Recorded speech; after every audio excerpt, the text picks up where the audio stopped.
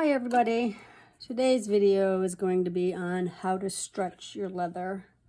So when I stretch my leather, first I split it, then I bevel it, then I will take and stretch it, and once it's stretched I will condition it. I just find that it's easier to split and bevel dry leather.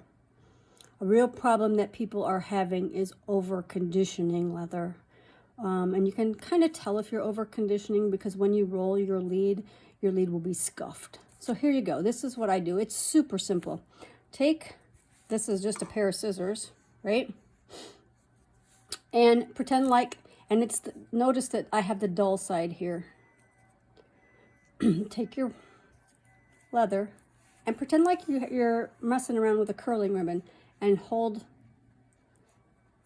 with your one thumb, hold your leather down, and then you want to guide and pull it with your other hand. So pull it just like you pull curling ribbon.